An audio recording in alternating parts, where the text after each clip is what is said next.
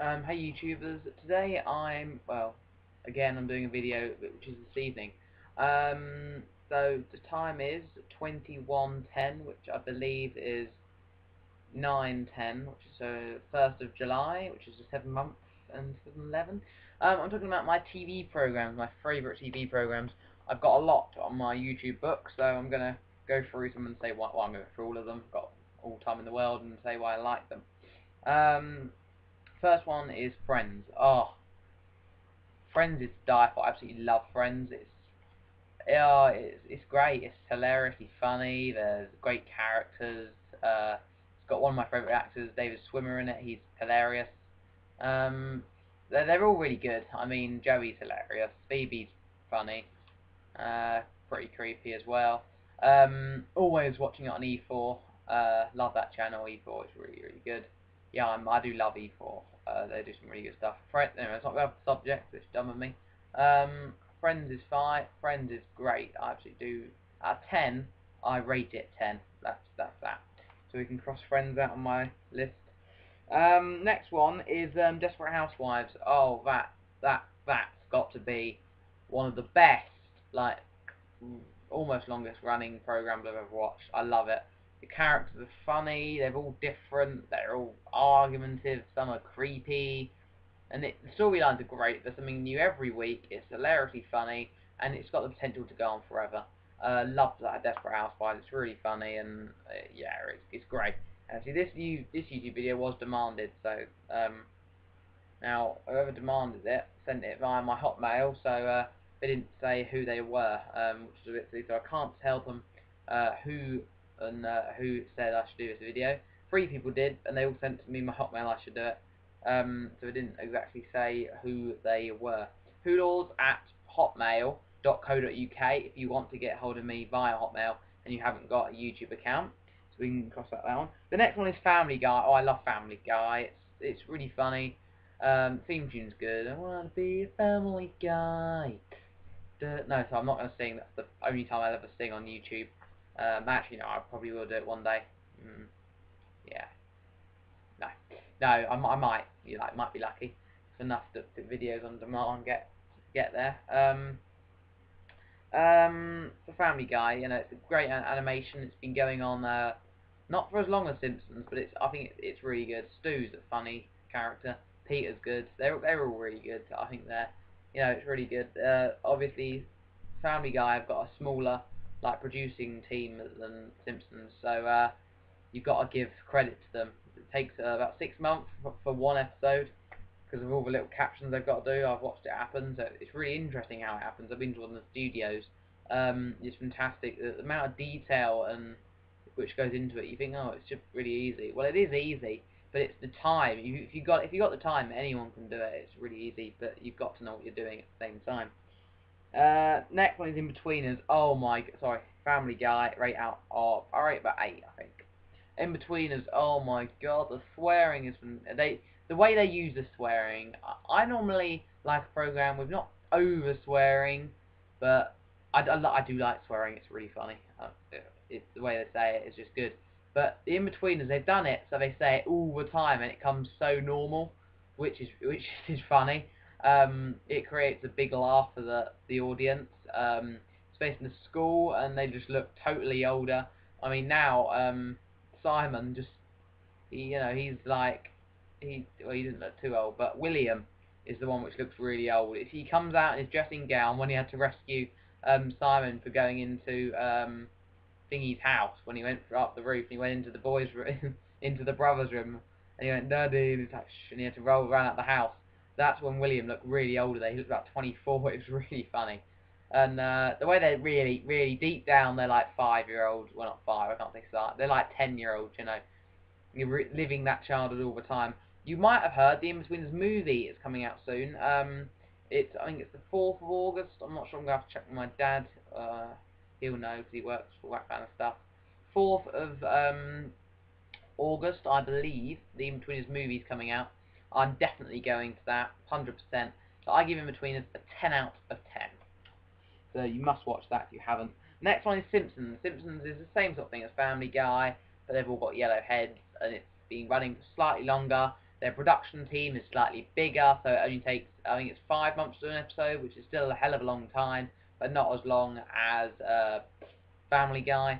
I've got to admit, it's good. It's fantastic. The humour in it is just so thick and stupid. It makes it really fun, and the overall perspective of it is that it's in a village. Well, not a village. I say a village. It's a town. A town in America, Springfield, and they're all a bit. They've all got different characters. Some of them are all grizzly and old. Some of them are pedos. Some of them are drug dealers. Some of them are just average guys, which you occasionally see in the set that's wandering around the town. Simpsons, I think I give a 9. I'm always laughing when I'm watching it, but it is getting slightly dead, if I could say dead. Probably shouldn't, but it is getting a little dead at the moment, because they just haven't got any new ideas. But I think when they get a turn every year, they'll have one great series and one good, but not as good. And they're going to get around to that really good one. But this is the same, because that not as good is being medium, and I'll only rate that about 6. But overall, Simpsons, I'm going to give it a 9.5, because they could probably make all the rest good.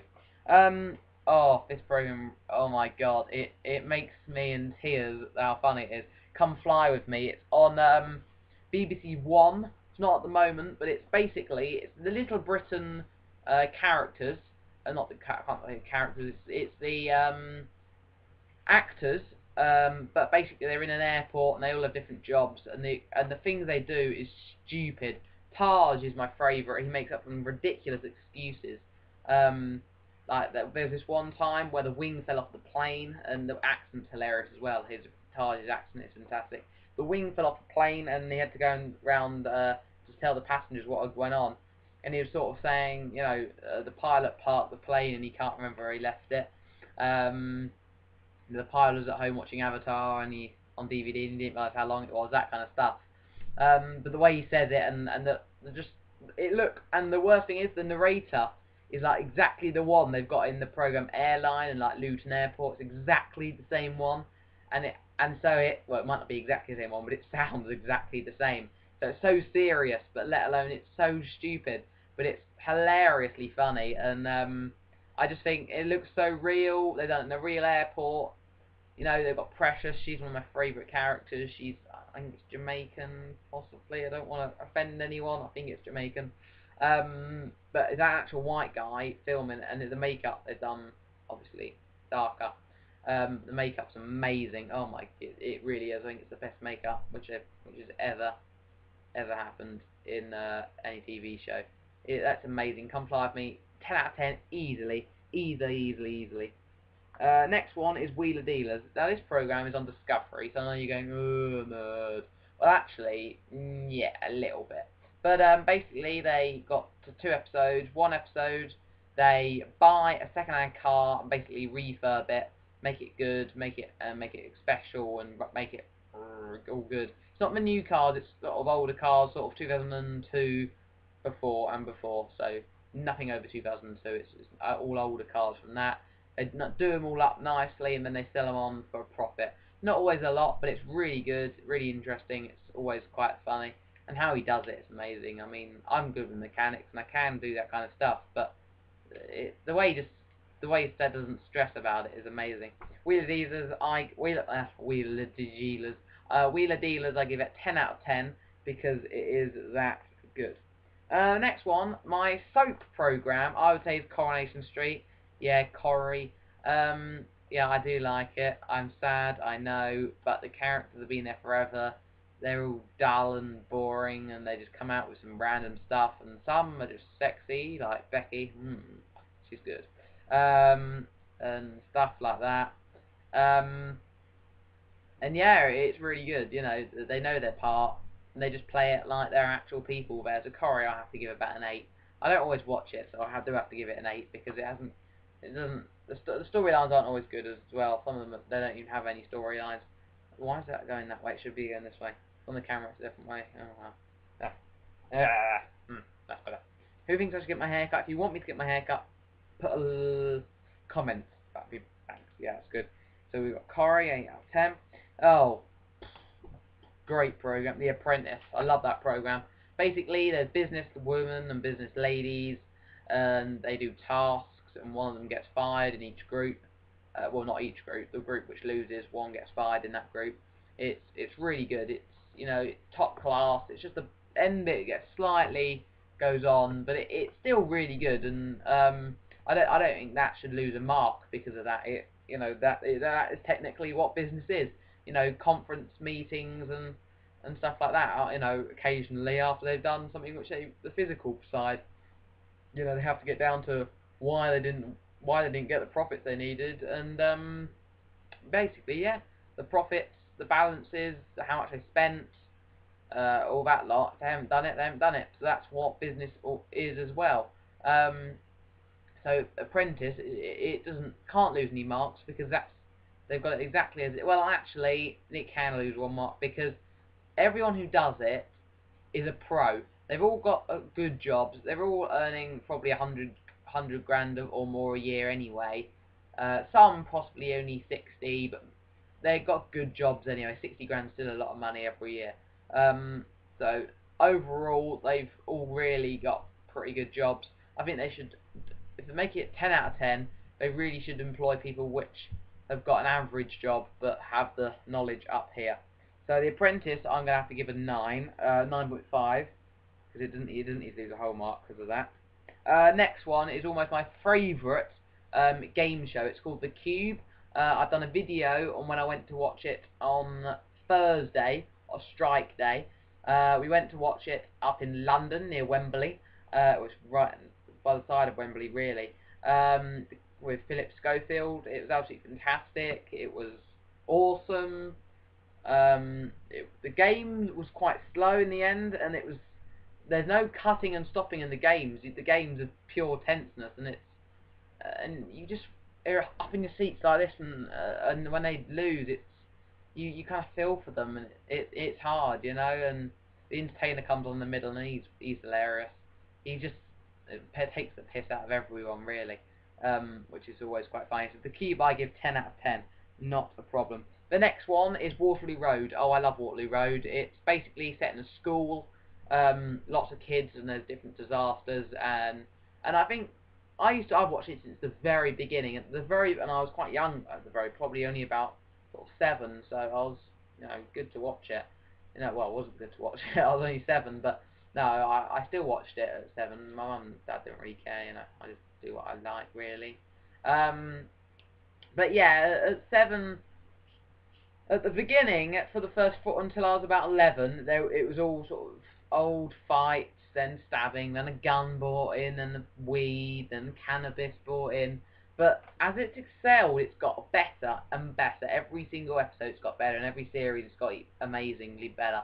Because it's also now evolved around the life of teachers, and actually what goes on behind closed doors, which you don't always know about at schools, but it does go behind closed doors, and they've tried to emphasise that things do go on behind closed doors in schools, and that's what Waterloo Road has been doing for the last 3 series, I think. And they've actually lost a couple of viewers, but they've also gained a hell of a lot at the same time, because people don't think it's as violent anymore, which it's not at all. It's really good, Waterloo Road now. It's not violent. It is really good. So Waterloo Road, no faults. The theme tune's fantastic at the same time. 10 out of 10. The next programme is on Shootout. It's on the military channel. It's basically different missions, different orders they've had to do over the different World War One, World War Two, and in Afghan and Iraq now. So Iraq, no one's fighting there now, but only special people like Rangers and stuff are fighting there, but mainly in Afghan. No, it's fantastic. It's, you know, they've got detailed reconstructions, which I think is really important for viewing, because you don't want black and white, do you? You know, you want a reconstruction so you can feel like you're there, and you know, you can almost reenact it yourself. And you know, I think that's, you know, really good. Shootout, I think I would give an average sort of 8. You know, it's a good program, but yeah. I don't really know why I'm not giving it a 10, but no, I think 8 a good mark for it, if I'm being honest. You know, 8 really.